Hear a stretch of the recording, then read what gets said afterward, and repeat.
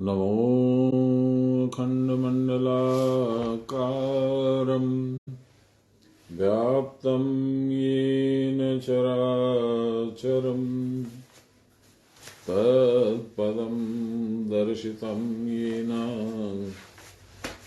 तस्मै श्रीगुरवे नमः। गुरुर्ब्रह्मा गुरुर्विष्णु गुरुर्देवो महेश्वर गुरुर्साक्षात् परब्रह्म तस्मै श्रीगुरवे नमः। ध्यानमूलं गुरोर्मूर्ति पूजामूलं गुरोर्पदं मन्त्रमूलं गुरोर्वाक्यं मोक्षमूलं गुरोर्कृपाम् ब्रह्मानन्दं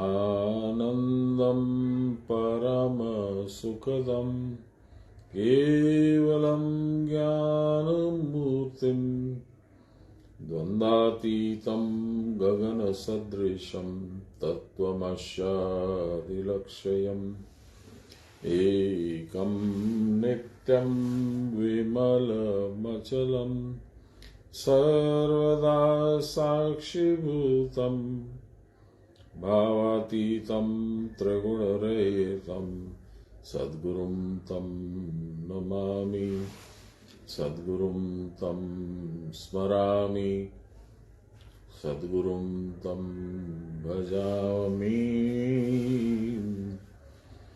नमो ब्रह्मण्यदेवाय गोब्राह्मणहिताय च जगद्विताय श्रीकृष्णाय गोविन्दाय नमो नमः। मूकं करोति वाचालं पङ्गुं लङ्घयते गिरिं यत्कृपातमहं वन्दे परमानन्दमाधवम्। नमो श्री ब्रह्म विद्यायां योगशास्त्रे नमः। श्री गुरुचरण कमलेभ्यो नमः। श्री कृष्णाय नमः।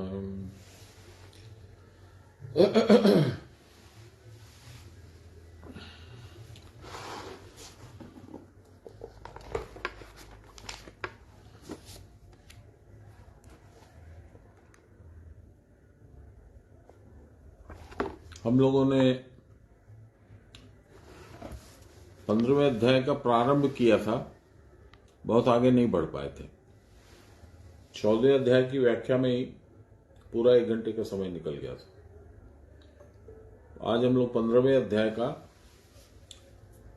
पूरा पाठ करते हैं।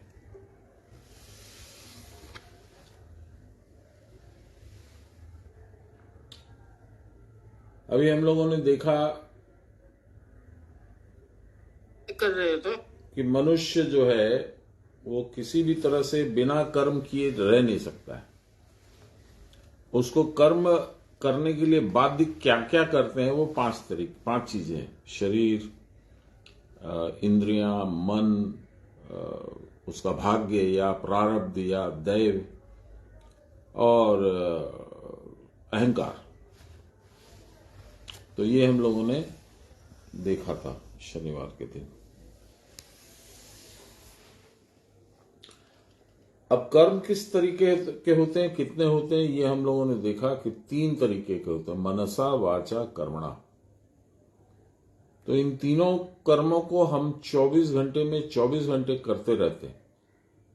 यदि शरीर शिथिल भी है या हम नींद में भी सोए हैं तो भी हमारा मन नहीं सोता है, वो कुछ ना कुछ उधेड़ बुन में लगा रहता है, और कुछ नहीं तो सपना ही देख लेता है।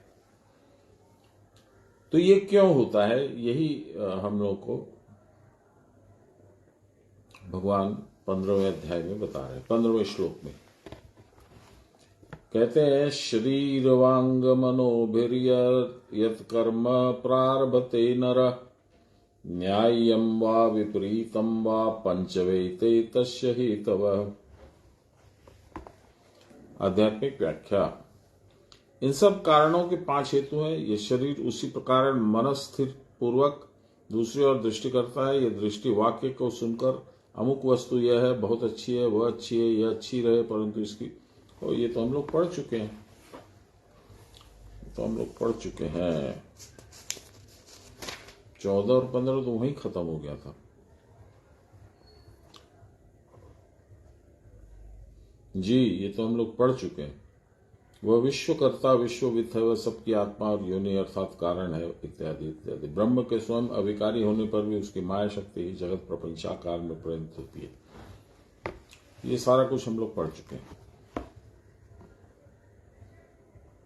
लास्ट का 1 पैरा 2 पैरा पढ़ देते हैं। जड़ चेतन का मिलन स्थान ये विश्व और जीव है। जड़त्व की ओर दृष्टि रहने पर जीव अपने को बद्ध मालूम होता है और दृष्टि को चैतन्यमुखी कर देने पर बंधन मुक्त होने लगता है। बहुत सीधी बात है। संसार की तरफ जब हम दृष्टि रखते हैं, संसार का ही सोचते हैं, तो लगता है कि हम फंसे हुए, मेरे ये काम नहीं हो रहा, वो नहीं हो रहा, मैं इतना प्रयास करता हूं फिर भी मैं पैसे नहीं कमा पाता हूं, घर का पालन पोषण नहीं कर पाता हूं, बच्चों को नहीं पढ़ा पाता हूं, इत्यादि इत्यादि बहुत चीज सोचने लगते हैं। और जब हम लोग संपूर्ण दृष्टि भगवान की ओर कर लेते हैं तो संसार पीछे छूट जाता है। एक बात हरदम ध्यान रखिएगा, बाबा हरदम बोलते थे, मेरे को याद है, वो बोलते थे कि जिस दिन तुम्हारा जन्म हुआ उस दिन भगवान ने संसार में तुम्हारा खाद्य पदार्थ, तुम्हारा लज्जा निवारणार्थ कपड़े इत्यादि और सिर छुपाने के लिए जगह सब पहले से निर्धारित कर रखी है। इसलिए वो तुमको समय समय पर मिलती रहेगी, तो उसके लिए तुमको चिंता करने की जरूरत नहीं है। तुमको ये जीवन इसलिए मिला है कि तुम भगवान को कैसे पाओ।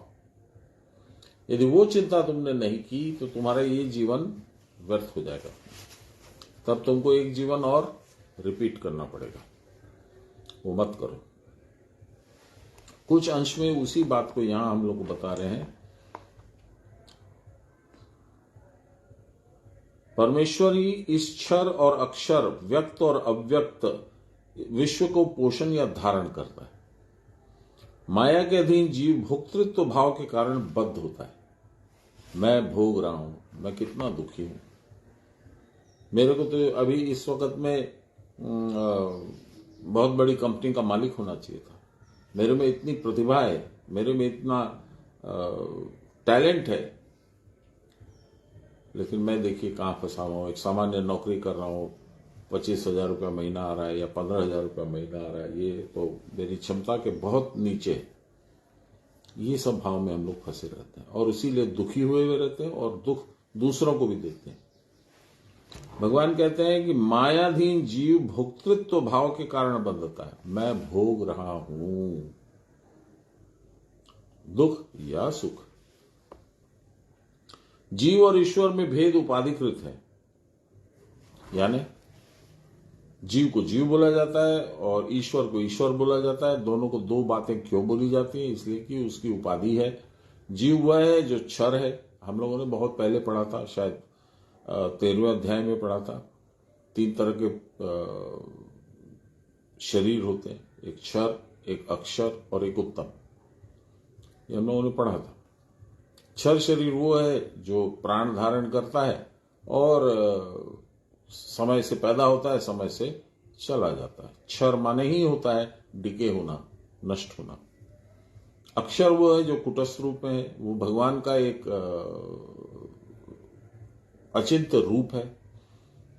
उसको आत्मा भी कहते हैं, उसको कृष्ण भी कहते हैं, वासुदेव भी कहते हैं, उसको विष्णु अवतार भी कहते हैं, बहुत कुछ कहते हैं।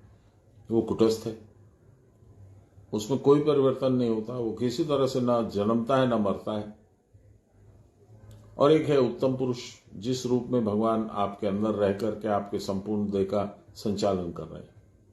ये 3 हम लोगों ने देखा था। इसमें क्या कह रहे हैं देखिए, मायाधीन जीव भोक्तृत्व भाव के कारण आबद्ध होता है। माया के अधीन फंस गए और लगा कि हम भोग रहे हैं, हम बहुत कष्ट में हैं, वो ऐसे मजा कर रहा है, वो ऐसे मजा कर रहा है, हम ही दुख पा रहे हैं। जीव और ईश्वर में भेद है नहीं कुछ, लेकिन भेद उपाधिकृत है। उपासना के द्वारा योग्यता के प्राप्त होने पर निरुपाधिक परमेश्वर के विषय में ज्ञान होता है। उपासना शब्द हम लोगों ने डिस्कशन किया था, व्हाट इज उपासना। उप आसन दो होते हैं, एक तो पूजा की पद्धति को उपासना बोला जाता है, दूसरा बोला जाता है उपासन का मतलब हुआ उप जोड़ आसन।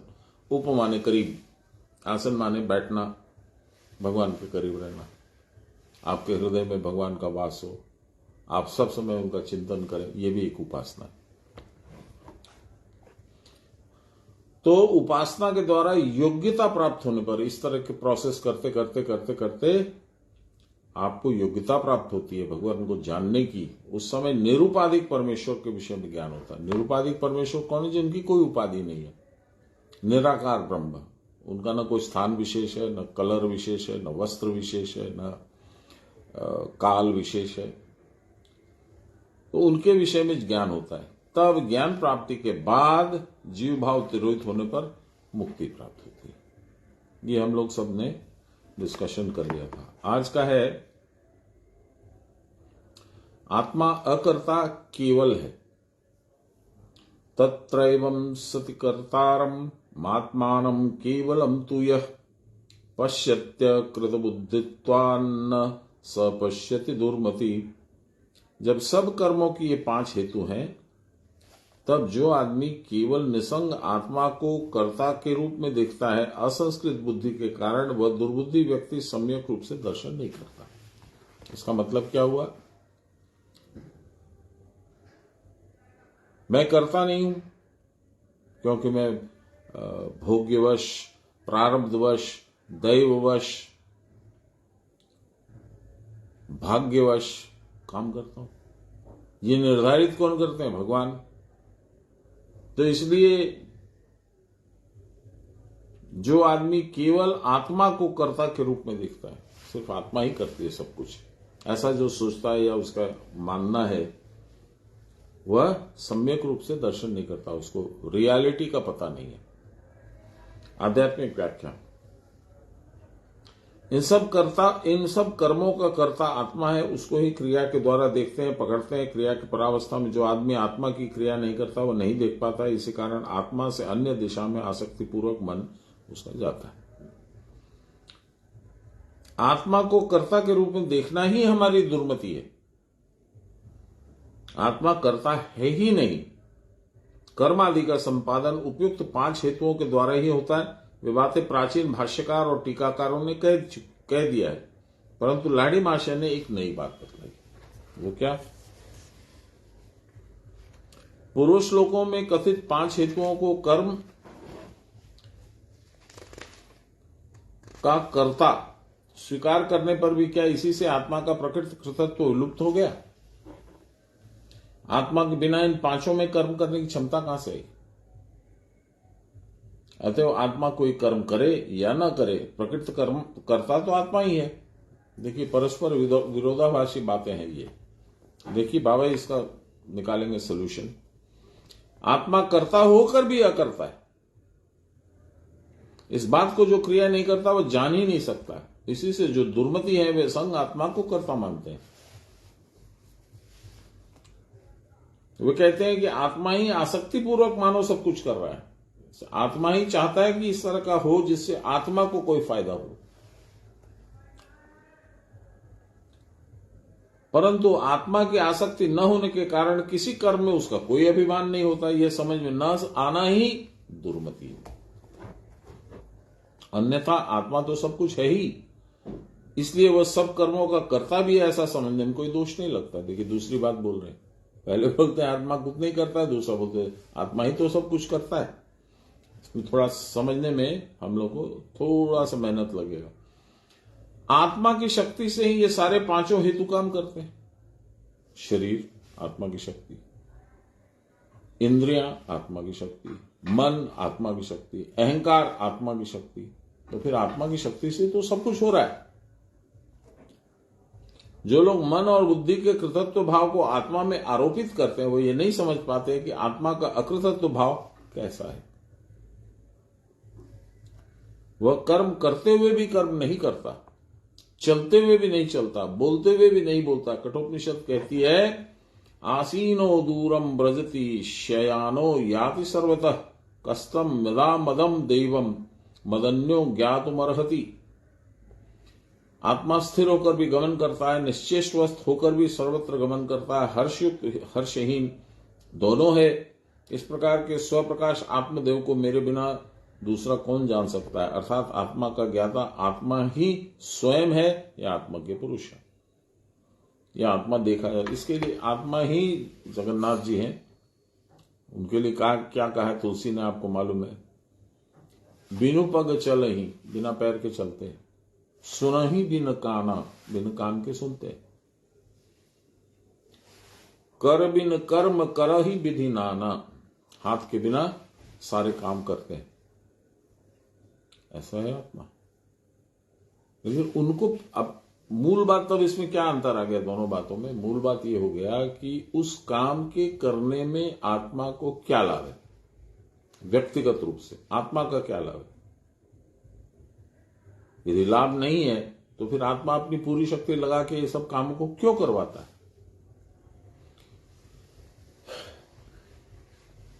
इसमें समझने की बात यह है कि आत्मा कुछ नहीं करवाता है। चूंकि आत्मा है इसलिए ये काम होते हैं। ठीक, कंप्यूटर है, जब तक बिजली का कनेक्शन उसमें नहीं दीजिएगा वो काम नहीं करेगा। कंप्यूटर को अपने को, खुद को व्यक्तिगत रूप से कोई इंटरेस्ट नहीं है। उसमें क्या इनपुट क्या आउटपुट होगा, डजंट केयर। इंटरेस्ट किसको है? कंप्यूटर ऑपरेटर को। और वो जो भी डालता है वो किस तरह से फंक्शन करता है? सॉफ्टवेयर के द्वारा। सॉफ्टवेयर क्या है? दैव, भाग्य, ग्रह स्थिति, ये सब। इसको करता कौन है? कंप्यूटर ऑपरेटर, आप और मैं।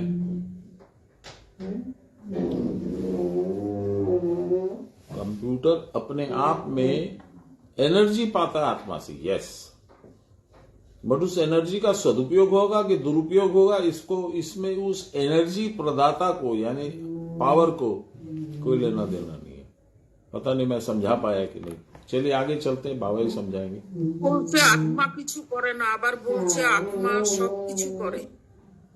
সেটাই বুঝাচ্ছি যে আত্মা কিছু করে না। যেরকম ওই কবিরদাস জির একটা ইয়ে আছে না কথা, चलती चाकी देख के दिया कबीरा रोए,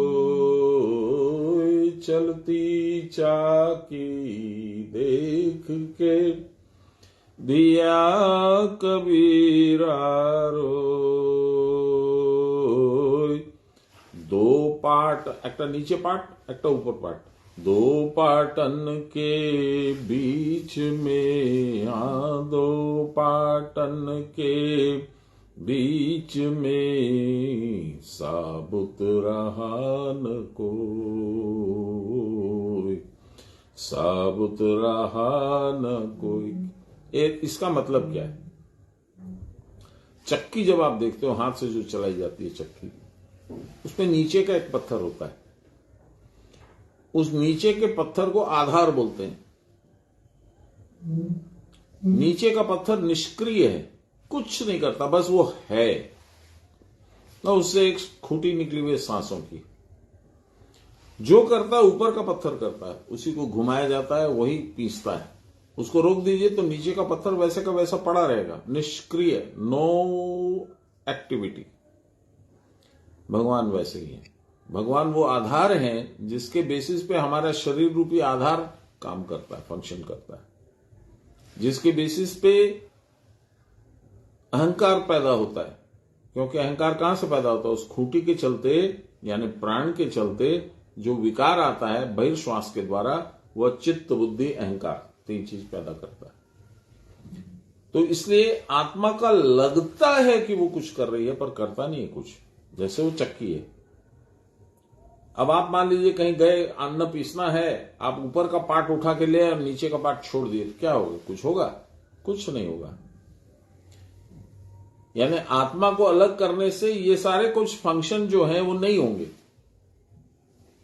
यही बाबा समझाने की चेष्टा कर रहे हैं, जहां तक मुझे समझ में आया। आगे और पढ़ते हैं, देखते हैं। आत्मा स्थिर होकर गमन भी करता है, निश्चेषवत होकर सर्वत्र गमन करता है, हर्षयुक्त और हर्षहीन है। इस प्रकार के स्वप्रकाश बोध आत्मदेव को मेरे बिना दूसरा कौन जान सकता है? अर्थात आत्मा का ज्ञाता आत्मा या आत्मज्ञ पुरुष ही है। এটা जानते गए आत्मज्ञ होते हबे, आत्मज्ञ होना पड़ेगा। यह आत्मा देखा भी जाता है। प्रमाण भगवान कहते हैं यम पश्यन्ति यतः क्षीण दोषा। दोष के क्षीण होने पर अर्थात मन का चांचल्य मिट जाने पर अथवा मन की विषय ग्रहण की प्रवृत्ति के रुकने पर ही योगी पुरुष उस आत्मा को देख पाते हैं। क्रिया की परावस्था में जब सब एक हो जाता है तब आत्मा ज्ञात हो सकता है, तभी उसके साथ स्वयं एक हो सकता है। परंतु जो अकृत बुद्धि है, जिन्होंने साधन नहीं किया, भजन नहीं किया, कभी गुरु के चरण की सेवा नहीं की, कभी गुरु के सामने बैठा नहीं है, जब लिया तब संसार के लिए हाय हाय हाय हाय, बाबा मेरे को ये नहीं मिला, मेरे को वो नहीं मिला, मुझे ऐसा हो गया, मुझे वैसा हुआ, वो अकृत बुद्धि है। यानी जो क्रिया करके स्थिर नहीं हो पाया उसे प्रकृत बुद्धि हो नहीं सकती। बुद्धि नहीं है उसको। क्रिया की परावस्था के सिवा स्थिर बुद्धि होने का कोई उपाय भी नहीं। जिनको बुद्धि की स्थिरता प्राप्त नहीं होती है वे अकृत बुद्धि है, अतः वे आत्मा को जान नहीं पाते, देख नहीं पाते। उनकी समझ में यह भी नहीं आता है कि आत्मा सब विषयों का कर्ता होकर भी निर्लिप्त कैसे।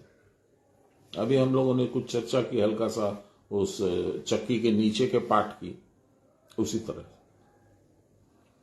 बुद्धि का स्थिर भाव प्राप्त नहीं होता तब तक उनको आत्मदर्शन नहीं हो सकता। जब आत्मा के सिवा दूसरी कोई वस्तु है ही नहीं तब अनात्मा नाम की कोई वस्तु नहीं रह सकती। अब देखिए कुतर्क है ये, आपके हमारे समझने के लिए ये बाबा स्वयं कुतर्क कर रहे हैं।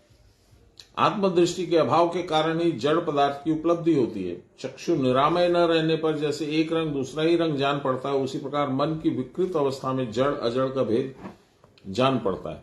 आत्मा के सिवा कुछ न रहने के कारण आत्मा असंग है। क्रिया के परावस्था में जब कुछ भी नहीं रहता तभी आत्मा असंग रूप में उपलब्ध होता है। असंग रूप माने अनकनेक्टेड टू एनीथिंग। प्रकृति पक्ष में यदि कुछ रहता तो आत्मा असंग नहीं हो सकता था। अविद्या के प्रभाव से एक आत्मा जगदादि नाना रूपों में देखा जाता है।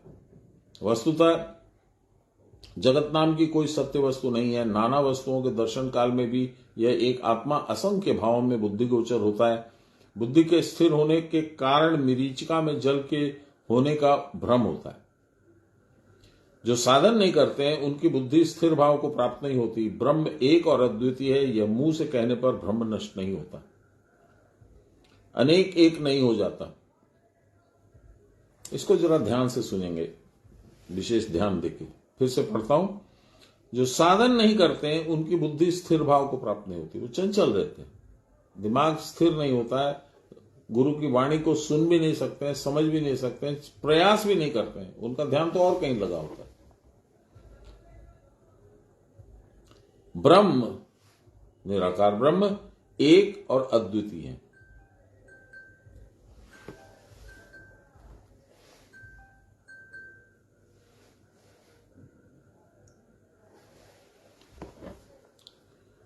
फिर से पढ़ता हूं। ब्रह्म एक और अद्वितीय, देयर इज नो अदर। यह मुंह से कहने पर तो ब्रह्म नष्ट नहीं होगा, अनेक एक नहीं हो जाएगा। एकमात्र क्रिया की परावस्था में जब बुद्धि स्थिर हो जाती है तब नानात्व का कोई अस्तित्व समझ में नहीं आता। तब संसार दिखना बंद हो जाता है, तुम्हारा अपना शरीर भी दिखना बंद हो जाता है, तुम कौन हो यह भी याद नहीं रहता है, भूल जाते हो। इसी का नाम है सम्यक दर्शन।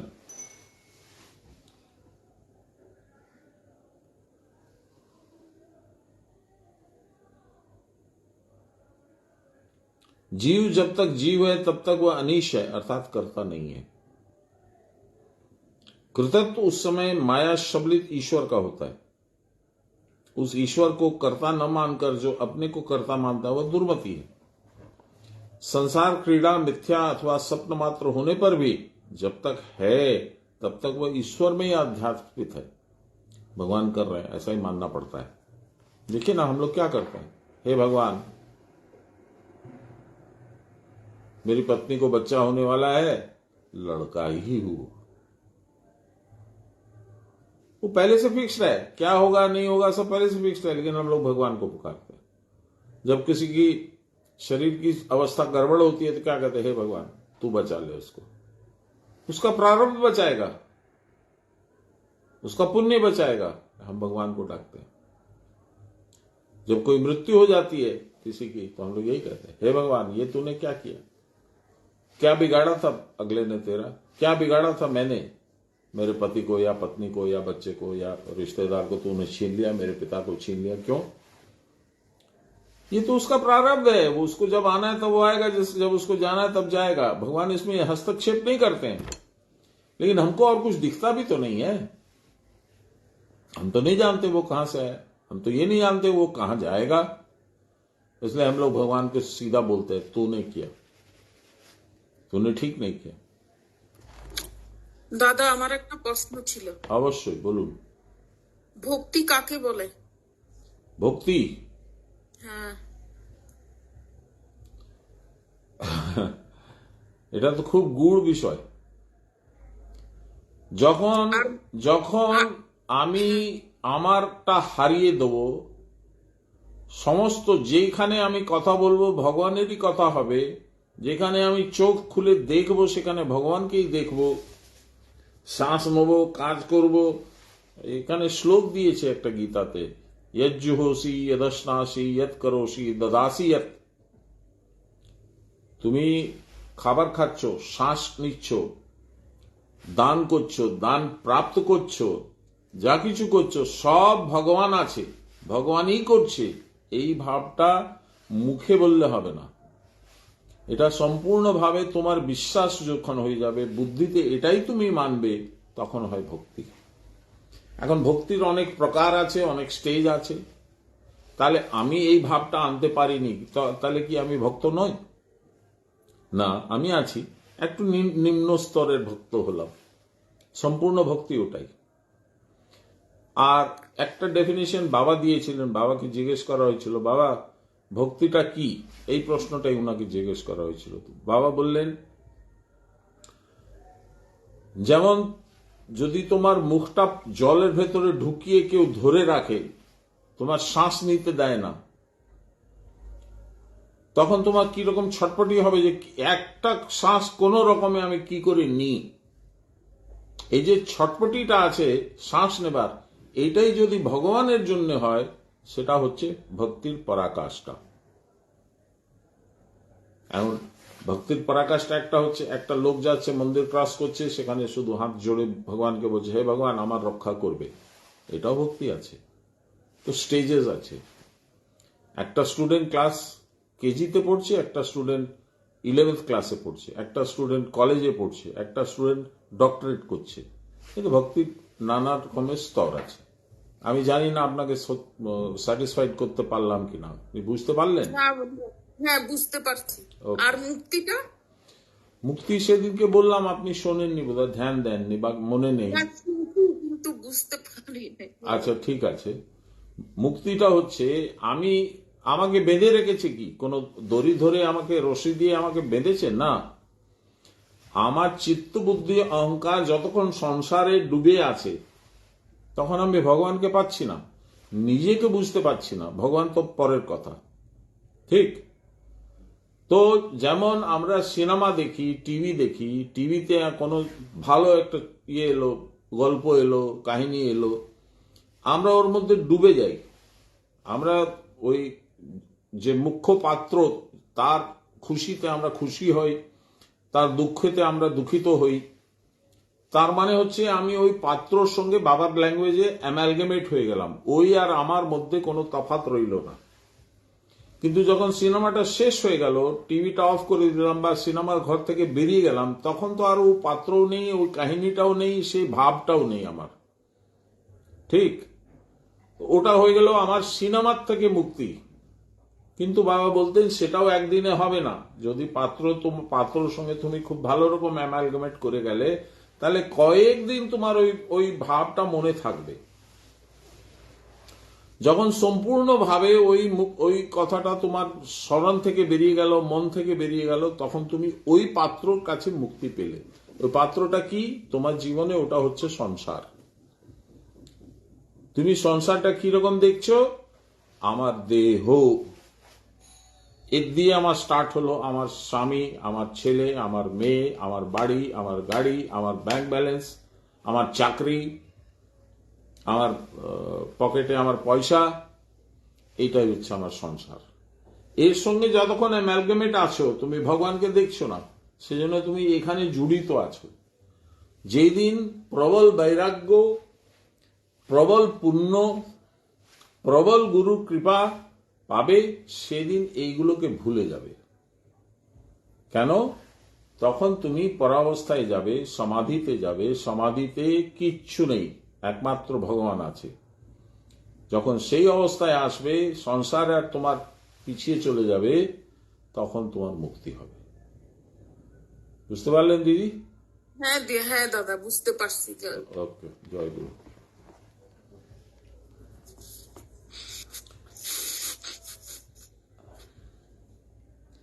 ज्यों ही स्वप्न दर्शन भंग होता है, त्यों ही न कर्म रहता न करता रहता है, एक आत्म परमात्मा रहता है। दीजिए, এসে গেল আপনার কথার উত্তর। এই সংসার হচ্ছে স্বপ্ন দর্শন বা ছবি দর্শন। টিভিতে ছবি দেখছি, সিনেমাতে ছবি দেখছি, কোন নাটক হচ্ছে সেটা আমি স্টেজে দেখছি, এই স্বপ্ন দর্শন দেখছি। তো বলছেন, ज्यों ही स्वप्न दर्शन भंग होता है, त्यों ही न कर्म रहता न करता रहता एक परमात्मा। इसे ही आत्मा का अपने स्वरूप में अवस्थान अथवा शुद्ध भाव कहते हैं। एटाई होच्छे मुक्ति। आत्मा यद्यपि स्वतः शुद्ध है, तथापि माया को पकड़ लेने के कारण अंगीकार करने पर उसका जो भाव होता है वह चित्त जड़ का मिश्रण होता है। चित्त होच्छे भगवानेर चेतना আর জড় হচ্ছে সংসার। এটা মিলিত ভাব মানে অশুদ্ধ ভাব হচ্ছে সংসার। মায়া के अधीन जीव मात्र में यह अशुद्ध भाव रहता है। যারা মায়ার ভেতরে আছেন, দেখুন না চণ্ডীতে কি সুন্দর কথা বলেছেন মা। কি বলেছেন? ও পঞ্চম অধ্যায়ে शुंभ और निशुंभ, আমি হিন্দিতে বলি। पंचम अध्याय में चंडी में शुंभ और निशुंभ अपने अहंकार में सुग्रीव नामक दूत को भेजते हैं कि तुम जाओ, वो जो बहुत सुंदर स्त्री हिमालय में है, उसको जाके हम लोग का संदेश दो कि हम लोग त्रिलोकी के मालिक हैं और हमारे पास सब कुछ है। जो हमको अपने आप भेंट नहीं मिला, वो हमने छीन के ले लिया। उच्चैश्रवा हम लोग के पास है, ऐरावत हाथी हम लोग के पास है, ब्रह्मा का पुष्पक विमान हम लोग के पास है, समुद्र से निकला हुआ जितना रत्न था, सोना था, हीरा था, वो हम लोग के पास है। नहीं है तो तुम्हारी जैसी सुंदर स्त्री नहीं है। मेरे मालिक ने मुझको भेजा है आप लोग आपसे अनुरोध करने कि आप या तो स्वेच्छा से चले जाइए उन लोग के पास, शुंभ और निशुंभ दोनों में जो पसंद हो उसको वर लीजिए, और नहीं तो वो लोग आएंगे, युद्ध करेंगे आपसे और आपको घसीट के ले जाएंगे। उसमें आपके मान की हानि होगा तो वही जो मेरे मालिक लोग चाहते हैं। एक के बोलছে শ্বাস আর নিঃশ্বাস। কাকে বলছে? মা আদি মা জননীকে। অহংকার দেখুন মানুষের, নিজেকে ভুলে গেছে, ওর কতটুকটা ক্ষমতা ও নিজে জানে না। তো চণ্ডীতে ঋষি বলছেন, এটা শুনে মা হাসলেন, মৃদু একটা মুস্কান মায়ের মুখে এলো। বলে, তুমি যা বলছো ঠিকই তো বলছো, তারাই তো স্বামী জগতের। কিন্তু আমি কি করি বলো? আমি একটা প্রতিজ্ঞা করে ফেলেছি। কি প্রতিজ্ঞা? यो मां जयति संग्रामे यो मे दर्पं व्यपोहति यो मे प्रतिबलो लोके स मे भर्ता भविष्यति। यो माम জয়তি সংগ্রামে, যে আমাকে সংগ্রামে জয় করে নেবে।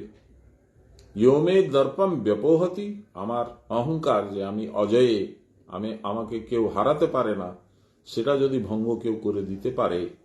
यो मे প্রতিবল লোকে, আমার বরাবর যে বল লাগাবে, তাকত লাগাবে। সমে ভর্তা ভবিষ্যতি, ভবিষ্যতে তাকে আমি আমার স্বামী মেনে নেব। এখানে পতি হয় না, এখানে হচ্ছে স্বামী। স্বামী মানে হচ্ছে কন্ট্রোলার। তো দূত তখন বলল, আপনি মাথা আপনার খারাপ নাকি? দেবতারা পারেনি, রাক্ষসরা পারেনি, মানুষ পারেনি, আপনি একটা স্ত্রী, মাত্র একটা স্ত্রী হয়ে আপনি লড়ে নেবেন ওদের কাছে? বলছে, এটাও তুমি ঠিক বলছো, কিন্তু করবোটা কি বলো দেখি? আমি তো অজ্ঞানের জন্য এটা প্রতিজ্ঞা করে রেখেছি, এই ছাড়া আমার কাছে উপায় নেই। তুমি গিয়ে তোমাদের স্বামীদের বলো, ওরা যা ইচ্ছা তা করবে। এই মনুষ্যের কথা, মানুষের কথা, আমরা অহংকারবশ অনেক কল্পনা জল্পনা করে না জানি আমাদের কি ভাবনা আছে, আমরা এই করে দেবো, এই করে দেবো, এই করে দেবো, কিছুই পারি না। নিজের শরীরের উপরে আমাদের কোনো কন্ট্রোল নেই। মাকে আমরা দখল করব, মাকে আমরা বেঁধে নিয়ে আসবো, সম্ভব আছে নাকি? মানুষের এটাই অজ্ঞানতা, আমরা জানি না আমাদের সীমা কোথায় শেষ হয়, আমাদের জানা নেই। সেই জন্য এখানে বলছে, माया को अंगीकार करने पर उसका जो भाव होता है वो चित्त जड़ का मिश्रण, उस अशुद्ध भाव कहते हैं। যে মায়াকে ধরে নিলাম, মায়াকে সব মেনে নিলাম। বাবাও তো বলেছিলেন আমাকে, ভেবে দেখ মন কেউ কারো নয়, মিছে ভ্রম ভূমণ্ডলে, ভুলো না দক্ষিণা কালে, বদ্ধ হয়ে মায়া জালে, ভেবে দেখ মন কেউ কারো নয়। তোমার তো কেউ নেই, একটা মিছে ভ্রম ধরে রেখেছে গোটা সৃষ্টিকে, যে আমার পত্নী আছে, আমার পতি আছে, আমার স্বামী আছে, আমার ছেলে আছে, আমার ফলনা আছে, আমার ঢিমকা আছে। কেউ তো নেই তোমার। তোমার তো একমাত্র পরমেশ্বর আছে, ভগবান। তাকে তো তুমি কোনোদিন ডাকোনি, যাওনি, কোনোদিন প্রার্থনা করনি। মিছে ভ্রম ভূমণ্ডলে, গোটা ভূমণ্ডলে একটা ভ্রম আছে, এটা আমার, ওটা আমার, এটা আমার, সেটা আমার, কিছুই নেই তোমার। ভুলো না দক্ষিণা কালী, বদ্ধ হয়ে মায়া জালে, তুমি মায়া জালে ফেসে আছো। সেই জন্য ভগবানের অচিন্ত শক্তি তাকে ভুলে গেছে। ঘুম থেকে উঠো, নিজে তুমি কে আছো সেটা বোঝার চেষ্টা করো। তার জন্য প্রচুর সাধনা করতে হবে, তার জন্য প্রচুর প্রয়াস করতে হবে। ওই প্রয়াসটা দেখে, তোমার ঘামটা দেখে দেবতারা প্রসন্ন হবেন, গুরুদেব প্রসন্ন হবেন, তখন তোমাকে আশীর্বাদ দিয়ে তাড়াতাড়ি পরাবস্থার প্রাপ্তি করিয়ে দেবেন। तो ये अशुद्ध भाव मायाधीन जीव मात्र में यह अशुद्ध भाव रहता है। क्रिया की परावस्था में अशुद्ध भाव जैसे ही तिरोहित हो जाता है, वैसे ही जीव अकर्ता, আমি তো করার কিছু নেই, আমি তো অকর্তা, और निसंग रूप में कथित होता है। তখন ও বুঝতে পারে যে আমি তো কিছুই করতে পারি না, আমার তো কোনো ক্যাপাসিটি নেই, কোনো ক্ষমতা নেই। সকলই তোমারি ইচ্ছা, ইচ্ছাময়ী তারা তুমি, তোমারি কর্ম তুমি করো মা, লোকে বলে করি আমি, সকলই তোমারি ইচ্ছা। তারপর বাবা এটাই বলতেন, লোকে বলে করি আমি, করি আমি। ব্রহ্মাকাশে বসিয়া মুচিকি মুচিকি হাসে জগতের স্বামী।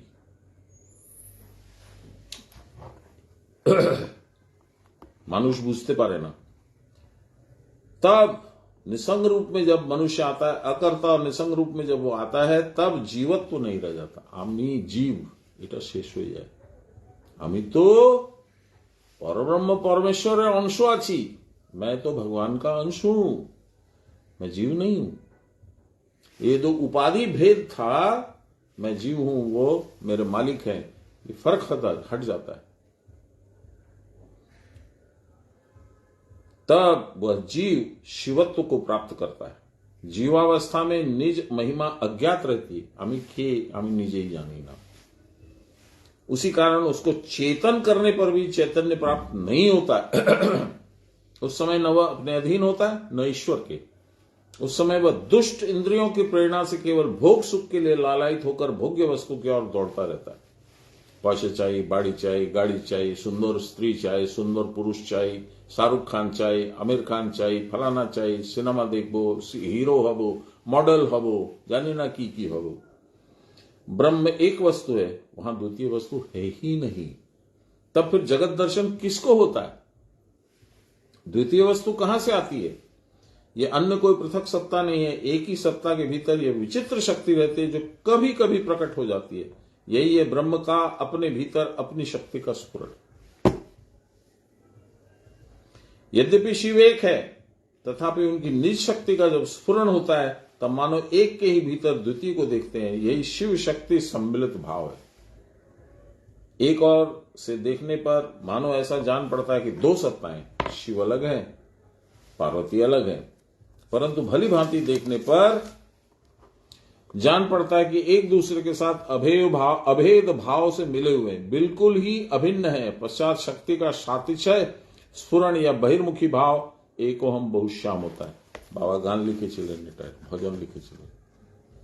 আমার রাধা শ্যাম একাশনে সেজেছে ভালো। একাশন মানে দুই কি বলবো, শরীর, কিন্তু একই অস্তিত্ব, একই আত্মা, একই क्या बोले, सत्ता।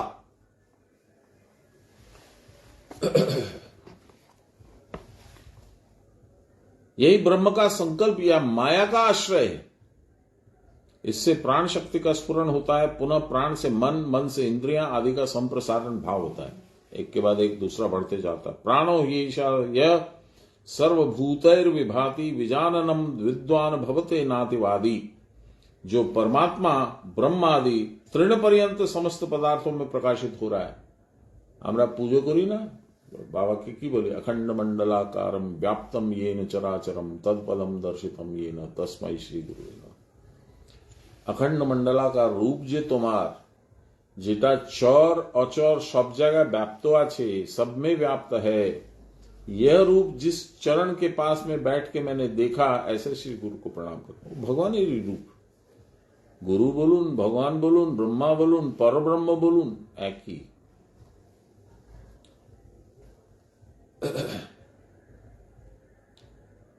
वही हमारा अचंचल स्थिर प्राण है। ज्ञानी साधक इसको क्रिया की परावस्था में जानकर यह कहने में समर्थ होता है कि आत्मा के अतिरिक्त और कोई पदार्थ नहीं। देयर इज नथिंग एक्सेप्ट आत्मा। जो एक था उसी ने बहुरूप धारण किया है। यही भगवती माया है। इसी शक्ति के प्रभाव से आत्मविस्मृत आत्मा अपने को नाना रूपों में देखता है। मायार खेला এটা की रकम है, ये कैसे होता है? बाबा बोलते थे यहां एक बड़ा दर्पण इस साइड में रखो और एक दूसरा दर्पण ठीक उसके उल्टे साइड में रखो। दोनों दर्पण दो साइड में रखो और बीच में तुम खड़े हो जाओ। इसमें भी असंख्य तुम्हारा रिफ्लेक्शन आएगा। पहला रिफ्लेक्शन, उसका इसमें रिफ्लेक्शन, उसका इसमें रिफ्लेक्शन, उसका इसमें रिफ्लेक्शन, ये चलता रहेगा और अनंत अनंत तुम खड़े हो जाओगे। जबकि है कौन? एक। वही बोल रहा। जो एक था उसी ने बहुत रूप धारण किया है। यही भगवती माया है। इसी शक्ति के प्रभाव से आत्मविस्मृत माया आत्मविस्मृत आत्मा अपने को नाना रूपों में देखता है, निजे के भूले गए छी, तथा एक दूसरे को भिन्न रूपों में देखने का भ्रम करता है।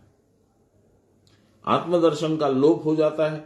चैतन्य की क्षीणता और जड़ की प्रसारता प्राप्त होती है। सहस्रार से बाह्य शक्ति अवतरण करते करते प्राण सत्ता में स्पंदनमान होकर अर्थमय जगदादि रूप में परिलक्षित होती है। अंत में मूलाधार में अवतरण करके निद्रित हो जाती है, सो जाती है। यहां ही जीव अज्ञानाच्छन्न हो जाता है। आज्ञा चक्र पर्यंत जो स्पंदन होता है उससे माया उतना आच्छन्न नहीं करती। एखांते की एखाने अवधि माया विशेष कार्य होते पारे ना, वहां माया रहती तो है परंतु मायाधीन भाव नहीं। ओखान तो मायाधीश आछे, तो मायाधीन की करे भावे। उस समय ज्ञान की पूर्णता रहती है, from here to here, only this far. यहां तक ऐश्वरिक सृष्टि है। कंठ, अनाहत, नाभि पर्यंत वैकारिक भाव है। नाभि के नीचे माइक सृष्टि है।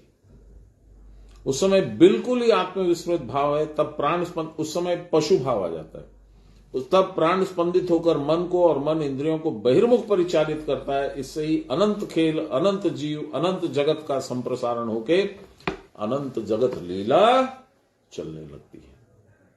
अद्भुत ना? बोलो दीदी, अद्भुत আছে কি না? হ্যাঁ, খুব সুন্দর, খুব সুন্দর। তবে 17 नंबर श्लोक। कर्मलेप हाँ खूब सुंदर। हाँ जी। कर्मलेप किसको नहीं होता? आप लोग को याद होगा, हम बहुत बार सुना है ये श्लोक अलग अलग गीता के। कर्मलेप किसको नहीं होता?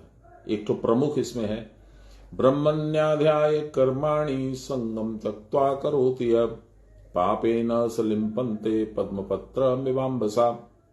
पाप क्या? संसार की ओर दृष्टि देना। लहरी माशा की भाषा है, संसार की ओर दृष्टि देना ही पाप है। और पुण्य क्या है? संसार से दृष्टि को हटा के भगवान की तरफ लगा देना, यही पुण्य है। कहते हैं ब्रह्मण्याध्याय कर्माणि संगम त्यक्त्वा करोति यः, भगवान के अधीन काम करता हूं मैं, और इसका जो फल होगा अच्छा बुरा जैसा भी मिश्रित, मेरा नहीं है उस पर कोई अधिकार। संगम त्यक्त्वा, मेरा संग नहीं है उसके साथ, ये उनका है। जिनके लिए काम हो रहा है उनका है। पापे न सलिम्पन्ते, उसको कोई पाप नहीं लगेगा, कर्म का लेप नहीं लगेगा, कर्म बंधन नहीं होगा। पद्मपत्र में वाम्बसा, जैसे पद्मपत्र कमल के फूल का पत्ता पानी में नीचे और ऊपर दोनों साइड से भींचता है पर उसमें पानी सूखता नहीं है, उसी तरह से तुम सूखे रह जाओगे। सुनिए, देखिए क्या बोलते हैं भगवान। यस्य नाहंकृतो भावो बुद्धिर्यस्य न लिप्यते हत्वापि स इमान् लोकान् हन्ति न निबध्यते। यस्य नाहंकृतो भावो, जिसका अहम करता ये भाव नहीं है, मैं करने वाला हूं ये भाव जिसका नहीं है। बुद्धिर्यस्य न लिप्यते, उसकी बुद्धि लिपायमान नहीं होती है, कर्म बंधन में नहीं फंसती है। हत्वापि स इमान् लोकान्, पूरे संसार को भी हत्या यदि वो कर दे, न हंति न निबध्यते, उनको मारने के बाद भी उसका दोषी नहीं बनता है। देखिए कैसे, देखिए आ गया, मैंने अभी सुना है आप लोग को, वो श्लोक आ गया। देखिए, ब्रह्मण्याध्याय कर्माणि संगम त्यक्त्वा करोति यः लिप्यते न स पापेन पद्मपत्र मिवाम्बसा इति। 17वां श्लोक है ये। सुमति क्या है और इसको कर्मलेप किसको नहीं होता, इसी विषय में कह रहे हैं भगवान। मैं करता हूं, इस प्रकार का भाव जिसका नहीं है, अथवा शरीर आदि ही कर्मों के करता है, इस प्रकार के आलोचना के कारण जिसमें अहम कर्ता अहम कृतत्वाभिनिवेश नहीं है, अतएव जिसकी बुद्धि इष्ट अनिष्ट कर्म समूह में आसक्त नहीं होती। बाबा बोलते थे शरीर शरीरेर काज करছে, আমি আমার কাজ করছি। তাহলে শরীরের সঙ্গে আমার অ্যামালগামেশন নেই, আমি শরীরের সঙ্গে যুক্ত হলাম না, শরীর ইন্ডিপেন্ডেন্টলি কাজ করছে। কিরকম কাজ করছে, কেন फिर मैं बंगाली में आ गया। दीदी बंगाली बोली, मैं बंगाली में आ गया, कोई बात नहीं, हम हिंदी में वापस आते हैं। शरीर अपना काम कर रहा है, मैं अपना काम कर रहा हूं। बाबा बहुत बार बोलते थे, इसका मतलब क्या? कि शरीर में और मेरे में पार्थक्य है, शरीर अलग है, मैं अलग हूं, तो फिर मैं कौन हूं? और शरीर क्या है? उसका मालिक कौन है? चला कौन रहा है? ये सारे प्रश्न हम लोग को इन सब बातों में मिले हैं, हम लोग को पहले भी मिले हैं। मैं हूं आत्मा, पहला श्लोक, पहला अध्याय, उसमें यही बताया, देहो अहम नास्ति शिवो हम।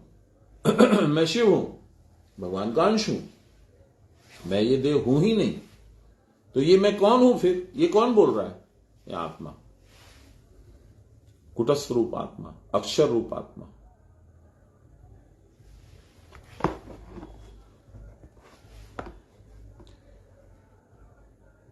देह आदि से व्यतिरिक्त आत्मदर्शन करने वाला वह पुरुष लोक दृष्टि से समस्त प्राणियों की हत्या भी यदि करके आए तो भी शुद्ध भाव में आत्मदृष्टि से किसी को भी नहीं मारता और न हत्या के फल से आबद्ध होता है, अर्थात वह बंधन को प्राप्त नहीं होता।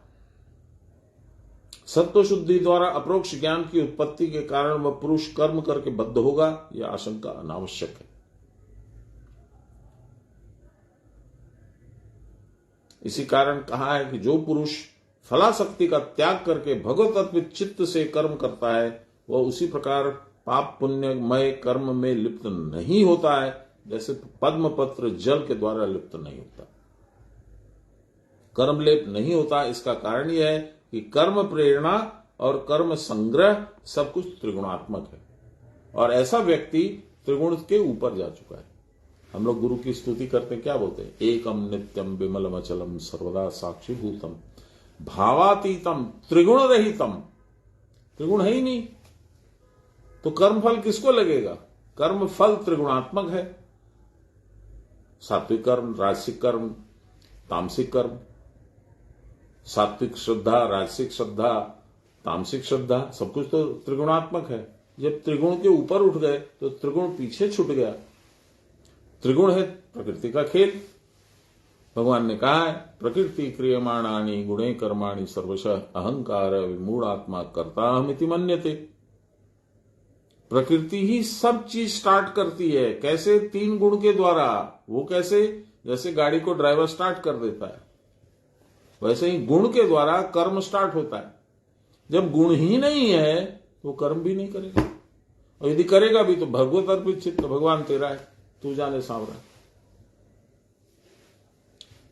ईदम न ममः, हम लोग हवन करते हैं, सामग्री डाल करके वापस एक बूंद पानी में डालते हैं, हम लोग यही बोलते हैं, ईदम न ममः, यह जो मेरा नहीं है तेरा ही है, तुझको ही तो दिया है। क्या सुंदर भाव था हम लोग के सनातन धर्म में। अब तो हम लोग को मालूम भी नहीं है। बच्चों को तो बोलने की बहुत दूर की बात है, वो सुनेंगे भी नहीं। वो तो बिजी हैं अभी सब फॉरेन जाने में, आने में, तो उनकी दुनिया अलग है। ये दुनिया में उनको ठेलने के लिए हम लोग दोषी हैं। हम लोगों ने कभी उनके साथ बैठ करके अच्छी बातें शेयर नहीं की। चलिए, कर्मलेप नहीं होता, इसका कारण यह है कि कर्म प्रेरणा और कर्म संग्रह सब कुछ त्रिगुणात्मक है। निर्गुण आत्मा के साथ इसका कोई संबंध नहीं है। तो शरीर जो है वो भी त्रिगुणात्मक है। इसलिए बाबा बोलते थे, शरीर काज कुछ आमी आमार काज कुछ, आमीटा के आमी आत्मा, आमी विशुद्ध आत्मा, मैं शुद्ध आत्मा हूं, मैं शरीर में बंधा हुआ हूं मात्र। देखिए, आपको याद करा दो वो कहानी, अपने रुक्मिणी हरण, महाभारत में जो प्रसंग है, आनुषांगिक है, महाभारत में ठीक नहीं है, लेकिन महाभारत का ही पार्ट माना जा सकता है उसको। रुक्मिणी कौन? रुक्मिणी आत्मा। उसको बांधने वाले कौन? बुद्धि, रुक्मी उसका भाई, शिशुपाल मन, और जरासंध शरीर, चित्त बुद्धि अहंकार, इन्होंने मिलकर आत्मा को बांध के रखा है। जब इनसे तुम अलग हो गए तो आत्मा फ्री हो गई। कहां जाएगी? आत्मा चली जाएगी कृष्ण भगवान के साथ द्वारका। और इसको, इस युद्ध को समाप्त करने वाला कौन? बलराम, जो आया, बोला कान्हा तू तो लेके जा बहू को। कान्हा माने यहां परमात्मा, लेके जा रहे हैं बहू को, यानी रथ समेत उनको रथ पे बैठा करके भगवान ले जा रहे हैं द्वारका। और बलराम ने कहा कि मैं इनको समझता हूं। किसको समझता हूं? रुक्मी, जरासंध और शिशुपाल की सेनाएं, इंद्रिय, विचार, त्रिगुणात्मक, ये वो लन फन जितना सब कुछ है वो सब आया पकड़ने के लिए भगवान को, आत्मा को, कि नहीं जाने देना है। बलराम ने उनसे लड़ाई चालू कर दी। यही तो हमारा जीवन है, इसी से तो हम लोग, इसी में तो हम लोग बिजी हैं, जानते नहीं। सुनिए, अब लाहिरी बाबा बोलते हैं, क्रिया की परावस्था में रहकर जब अपने आप में रहकर भी नहीं रहता, उस आश्चर्य दशा में रहकर फिर किसी विषय में आसक्तिपूर्वक स्थिर बुद्धि के द्वारा लिप्त नहीं होता। वह सब लोगों को मार डाले तो भी वह नहीं मारता। भगवान ने 18वें अध्याय के इसी में हम लोग पढ़ेंगे 33 नंबर श्लोक में ये कहा है, तस्मात् उत्तिष्ठ यशो लभस्व वंश समृद्ध राज्य मये वेते हत्वेन निमित्त मात्र भव सभ्य साचिन। कितना सुंदर श्लोक है, भगवान ने क्या कहा है, सुनिए इसको। तस्मात् उत्तिष्ठ, खड़े हो, यशो लभस्व, यश का लाभ कर, मये वेते हत्वेन, मैंने इनको पहले से निर्धारित कर दिया, इनकी मृत्यु होगी। निमित्त मात्र भव सभ्यसाची, हे सभ्यसाची तुम तो निमित्त मात्र बनो, मेरा काम कर रहे हो ऐसा दिखे,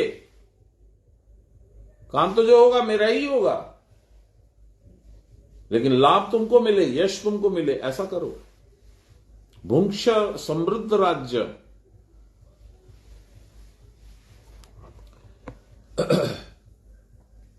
इसीलिए कहा है जब वह सब लोगों को मार भी डाले तो भी वह नहीं मारता। भगवान कहते मैंने तो मार दिया है इनको, मैंने निर्धारित कर दिया कि इनको मरना है, तू कौन है मारने वाला?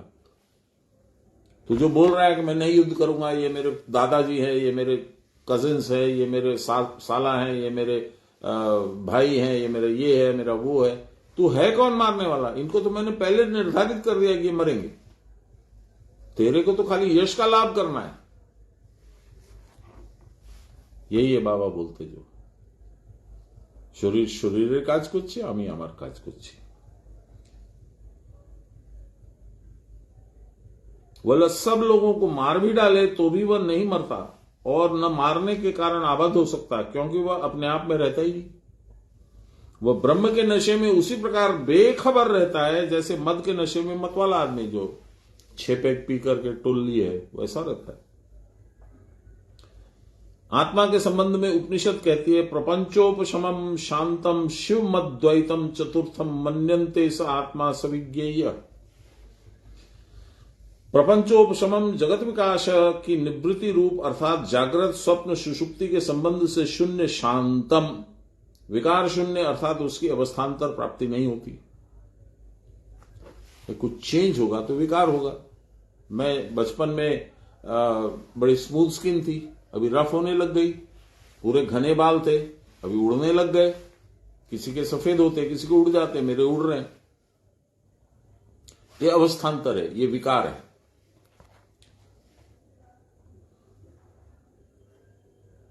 शिवम मंगलमय, क्या है मंगल? आपके लिए सबसे उत्कृष्ट मंगल क्या है? भगवान के साथ एक हो जाना। इससे बढ़िया कल्याण तो हो ही नहीं सकता। शिव वही करते हैं। क्यों? उनका नाम है त्रिपुरारी, त्रिपुर का अरि, त्रिपुर नष्ट करने वाला, त्रिपुर का दुश्मन। त्रिपुर स्थूल शरीर, सूक्ष्म शरीर, कारण शरीर, इन तीनों को नष्ट करने वाला है शिव। प्रलयंकारी, इसलिए सबसे मंगल करते वो। और उनके सती के पिता दक्ष प्रजापति बोलते थे असभ्य है, अशुद्ध है, पता नहीं क्या क्या बोलते थे, क्योंकि वो भस्म लगाते थे शरीर पे। अद्वैतम, द्वितीय के अभिनिवेश से शून्य, वहां कोई दूसरा नहीं है। एको हम द्वितीयो नास्ति। चतुर्थम, जागृत आदि पादत्रय से भिन्न स आत्मा, वही आत्मा है। मन्यते, जिसको ज्ञात है, वे कहते हैं कि सविज्ञेय, यानी वही ज्ञेय है, उसी को जानना चाहिए, यही असल ज्ञान है। यह ज्ञान जिनको होता है, जो क्रिया की परावस्था में रहते हैं, उस अवस्था में क्रिया नहीं रहती, वहां कर्ता भी नहीं रहता। वह एक विचित्र अवस्था है और यह निज स्वरूप बोध है। इस अवस्था में बुद्धि स्थिर होकर आत्माकार हो जाती है। समय है कि नहीं? समय तो नहीं है। अभी पेज तो 1 2 3 4 5 6 बाबा 6.5 पेज है। तो आज तो संभव नहीं होगा। आज हम लोग को यहीं रोकना पड़ेगा। अभी जो पढ़ रहा हूं बस उतना पढ़ देता हूं, फिर हम लोग रुक जाते हैं। इस अवस्था में बुद्धि स्थिर होकर आत्माकार हो जाती है। यानी क्या मतलब? बुद्धि, चित्त और अहंकार ये क्या है? आत्मा के विकार हैं। आत्मा में विकार होता नहीं है, इसलिए ये विकार कहां है? प्राण के साथ में, जो बहिर्श्वास है उसके साथ में, उसके कारण ये विकार पैदा होते हैं। जब आपका प्राण वगैरह सब स्थिर हो गया, बुद्धि स्थिर हो गई, तो क्या हुआ? निर्विकार हो गया। स्थिर बुद्धि निर्विकार हो गई, स्थिर चित्त या मन निर्विकार हो गया, तो ये आत्माकार हो गया। जहां से निकले उसी में डूब गए। अतएव इंद्रियादि के कर्म में बुद्धि लिप्त नहीं होती। अहंकार या कृतत्वाभिमान न रहने पर कर्म फल में बुद्धि लिप्त नहीं होती। अरे जो किए ना, तो मछली निकाले, अभी वो जाएंगे वहां पे होटल में, उसको देंगे, उसको बोलेंगे फ्राइंग पैन में इसको इससे हींग डाल के, ये मसाला डाल के, वो डाल के फ्राई करो, हम लोग मजे से खाएंगे। पहले कर्म किया, मछली मारा, अब उसको खाने का फल की उम्मीद से कुकर्म कर रहा है। अतएव उस अवस्था में कर्म करने से कर्मजनित सुख दुख रूप फल में आबद्ध नहीं होना पड़ता। जिसको अपरोक्षानुभूति नहीं हुई है, वे इस प्रकार अनासक्त भाव से कर्म कर ही नहीं सकते। हम लोग मंदार गए थे, पापहारणी, वहां तालाब है, उसके बीच में शेषाशयी भगवान विष्णु का मंदिर है। तो वहां पर हम लोग वो खिलाते हैं मूढ़ी खाने के लिए। नीचे से मछलियां निकलती है पानी से, और ठीक उसी समय वो घूमता रहता है किंगफिशर। वो किंगफिशर पकड़ता है मछली को, ले जाता है। तो हम लोग किंगफिशर को डराने के लिए ऐसे ऐसे करते थे। तो बाबा ने एक बार बोला कि क्यों, ये तो उसका आहार है, तुमको खाना नहीं मिलेगा तो तुम मान जाओगे, उसको खाना से क्यों महरूम कर रहे हो? ये बुद्धि कहां है हम लोग को? बाघ जो है वो हिरण को खाएगा ही, वो उसका स्वाभाविक आहार है, उसमें इंटरफेयर करने का तुमको कुछ नहीं है। तुम अपने भाव से भावित होकर के बोलते, अरे मार दिया उसको, मार दिया, तो ये भगवान की व्यवस्था है, इससे तुमको क्या लेना है?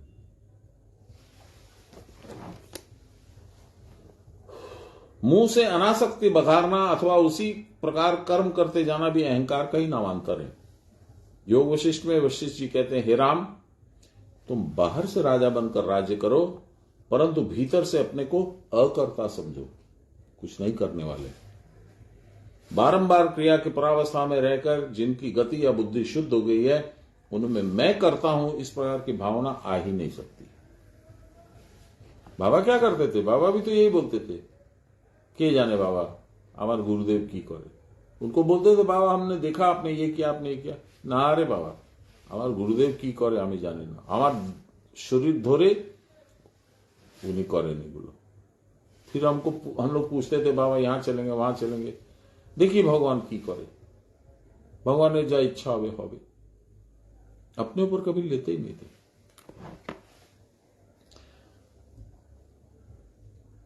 मैं करता हूं इस प्रकार की भावना उनको आ ही नहीं सकती है। उनकी बुद्धि कर्म में लिप्त होगी नहीं, अतः वे कर्म जनित फल से हृष्ट या संतप्त नहीं होंगे।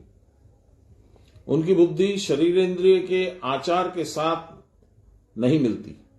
इसी कारण जैसे नशेबाज मद के नशे में देहाभिमान शून्य हो जाता है, उसी प्रकार बुद्धि भी अभिमान रहित हो जाती है।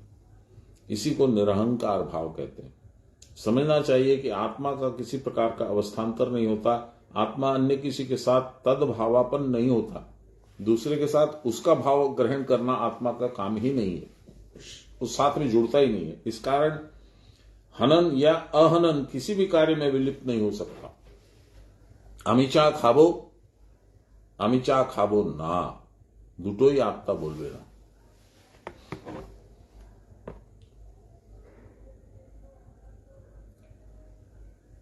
अहंकार शून्य आत्मज्ञ पुरुष को ये दोनों ही भाव नहीं होते। आत्मा के शुद्ध स्वरूप में कोई अध्यास नहीं है, इसीलिए उस अवस्था में इन दोनों में कोई भाव नहीं रहता। उस समय देहेंद्रिय आदि में अहम भाव न रहने के कारण देहाधिकृत हनन कार्य के वे करता नहीं होते। जानते हैं इंडियन पीनल कोड में भी इसमें एग्जेम्पशन मिलता है।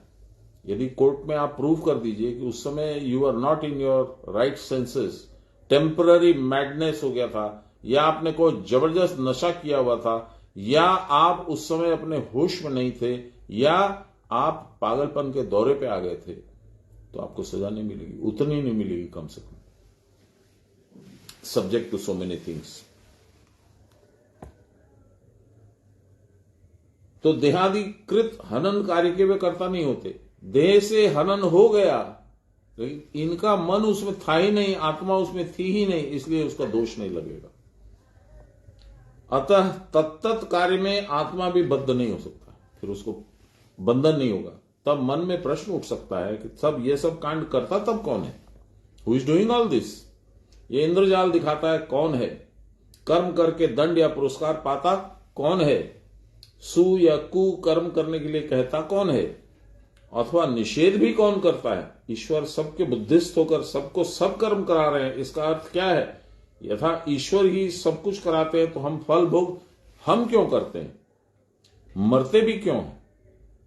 इसके बाद इसका जवाब हम लोग कल ढूंढेंगे। आज समय हो गया। ब्रह्मार्पणम ब्रह्म हविर्ब्रह्माग्नो ब्रह्मणाहुतम ब्रह्मैव तेन गंतव्यम ब्रह्म कर्म समाधिनाम। नमो श्री ब्रह्म विद्यां योग शास्त्रे नमः श्री गुरुचरण कमलेभ्यो नमः श्री कृष्णाय नमः। श्री कृष्ण गोविंद हरे मुरारी, हे राम नारायण वासुदेव। श्री गुरु चैतन्य हे आत्मदेव, हे मात दुर्गे हर विश्वनाथ। सर्वे भवन्तु सुखिनः, सर्वे सन्तु निरामयाः, सर्वे भद्राणि पश्यन्तु, मा कश्चित् दुःखभाग् भवेत्। असतो मा सद्गमय, तमसो मा ज्योतिर्गमय, मृत्योर्मामृतं गमय। आविराविमयीधि रुद्रयते दक्षिणां मुखं, तेन मां पाहि नित्यं। रुद्रयते दक्षिणां मुखं, तेन मां पाहि नित्यं। बोलिए प्रेम से गुरु महाराज की जय, परम गुरुदेव की जय, परात्पर गुरुदेव की जय, परमेष्ठि गुरुदेव की जय, गुरु माता की जय। हर हर महादेव।